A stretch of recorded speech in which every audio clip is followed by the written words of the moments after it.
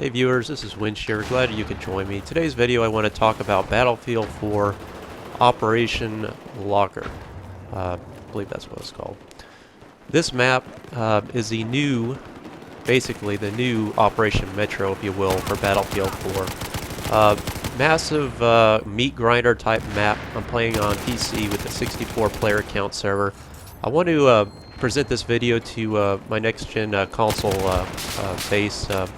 That'll be myself included, to make you guys aware of just about what you will see come Battlefield 4 release on next gen. When you experience this for the first time, you've probably seen some videos like this already, but I want to encapsulate this gameplay and show you what you are going to expect.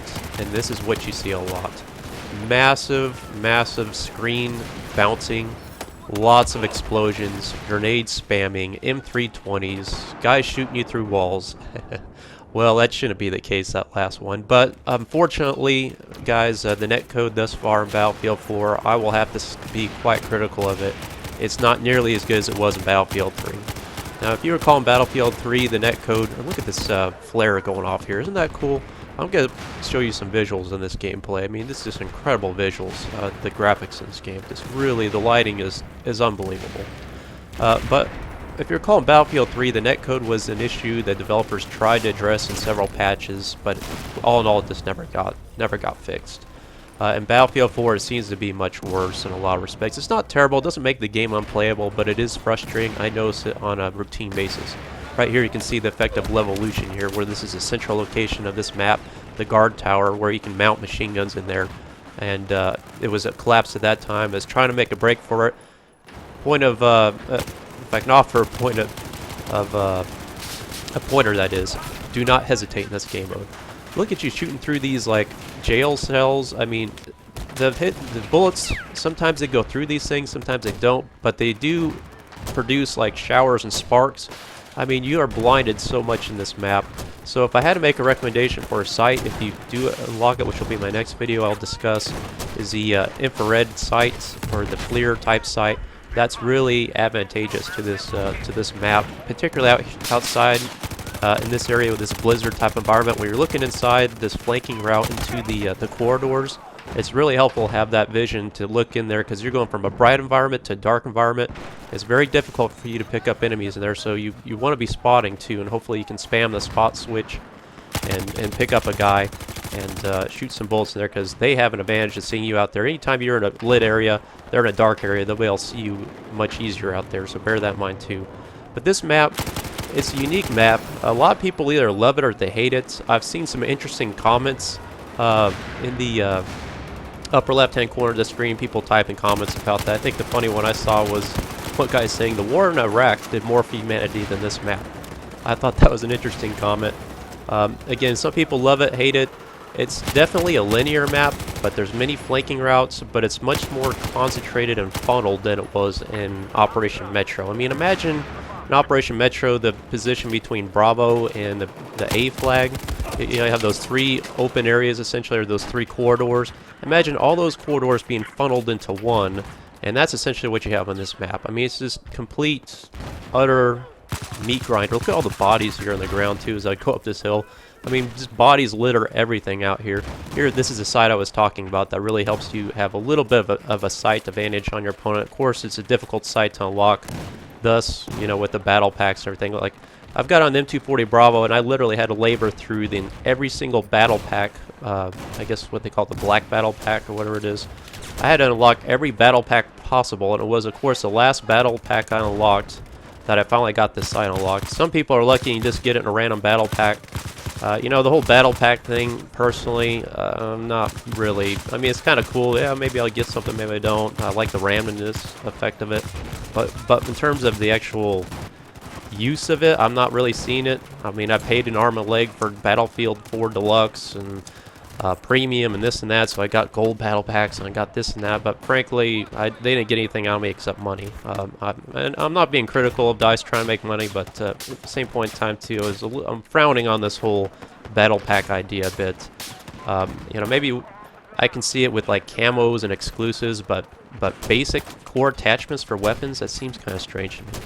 Now look at this. This is where the commander again comes into effect. This is my previous video I mentioned about the UAVs with commander and using the mortar strike. I mean, I just racked up, well, I rack up a lot of kills in this gameplay using this tactic and strategy. You got to stay on this outside. This is the key to this map, by the way. This is the premise I'm trying to get out in terms of tips for this map. Do not try to go through the meat grinder middle of this map. I mean, there's just no way. With 64 players all camping down there, I showed you that right off the bat in the beginning of this video. There's just no way in hell you're just going to break through that. I mean, you can try doing flanks inside, which I've tried to, but with 64 players, there's always somebody watching the flank, and there's more than one. And as soon as you shoot your gun, if you don't have a suppressor on it, you're going to have everybody and their mother looking around at you. So there's that incendiary grenade again. That's cool. So really the key to this map, and where we really saw a noticeable progression, obviously this is Obliteration game mode, where we actually had momentum going, is when I pulled out the mortar, I started pushing back the team that was basically encamped north or south of our position here, and I broke that entrenchment, pushed up, and then we got momentum going to get in on the flank and then get in there to the bomb site. Right here you can see me unlocking the final weapon in the support class. I got this support expert dog tag now. Finally done with support. It's the RPK. I'll show you some gameplay with that here in a moment. And of course, officially, this game never existed, by the way, guys, because unfortunately, the server crashed. And that's another issue. It's becoming very frustrating to me because I had a good match here. I was MVP on this match. I was getting, I don't know, racking up 12,000 points near the end of it. And of course, it's one of these gauntlet-long endurance matches on Battlefield 4 Obliteration. I mean, this match was over 45 minutes long because we were just going back and forth, back and forth. And for a moment, let me show you this explosion again. You take note of this fire. I had to set fire to this object out here. I didn't know what I was shooting at. But look at the fire effect of this thing. I mean, I had to take a moment, even in the middle of gameplay, just to stop what the hell I was doing and just marvel at these fire flame effects in this game. I mean, this stuff never gets old, guys. I mean, your eyes will be in for a treat on next-gen console if you haven't seen this kind of stuff. Because, again, coming from console to PC, seeing these kind of effects, I mean, it's jaw-dropping, I will say without hesitation. Now, here's the RPK here. By default, it comes out with a bipod here, which typically I don't like to deploy, but in this situation I will when I can see the enemy coming in the mini-map. Throw this thing out, and I drop a few guys before I finally get to finish off myself. You know, a lot of changes in Battlefield 4, particularly with the medic class I've observed as well. It's interesting to see yourself get revived by a medic to only have 20% health, to where, you know, some stray random bullet takes you out. That's a frustration I'm seeing on the battlefield with a lot of players. A lot of people criticizing the medic class thing. It's essentially useless to get revived nowadays. So I mean, that's probably a criticism I would get on board with too. I don't really see the point of having such a minimal amount of health after a revive, because I can't tell you how many times it's like, why even bother? You know, you're gonna get put down. But in summary, with this gameplay, before it unfortunately crashes and I forfeit this weapon I just unlocked, and not to mention all the points and all the kills I had with all my previous weapons, I'm hoping they can fix this soon. You know, DICE needs to get on board. This has been out for a week now. I would expect this problem, the server crash issue, at least to be corrected. Some people say it's improved. I'll tell you right now, it hasn't. I've played multiple games. But for the most part, guys, I'm having a blast playing this game. Actually, yesterday I played multiple Obliteration game modes. Got incredibly good video content to show you, so I'll be probably hitting Obliteration game mode a lot lately, just because I think it's such a fantastic game mode. I'm not sure what they're going to do in terms of the game length, because there are a lot of matches that are 45 minutes long. You just can't get the final objective. Neither team can.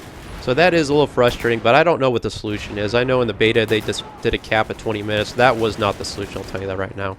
Here's the RPK here, chewing through a few guys here at point blank range. This weapon's not bad.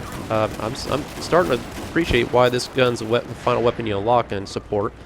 The MG4 you saw in the initial gameplay, that was very good as well.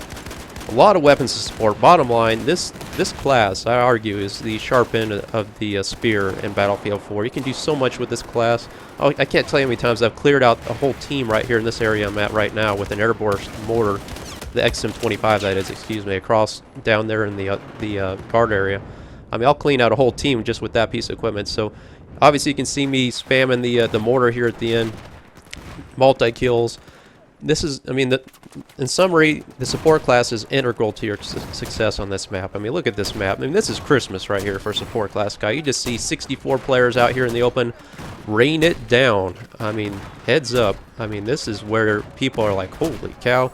That gives you a moment of pause. When you just see these mortars raining in on down on your head and your team, that's where you really start to give yourself like, wow, what do I do? And I will say this was the first time I actually got killed by the mortar strike. Finally, now after I don't know how many, well over 100 kills, I finally got killed by this thing. But hope you guys enjoyed this video. Please like and subscribe. I'll cap it off with the spawn in to get knifed. Classic. But let me know what you guys think about this map. Do you like it? What do you think of Obliteration mode? How we solve the length, the duration? Hopefully DICE can fix these issues with netcode and the server crashes. Thanks for watching.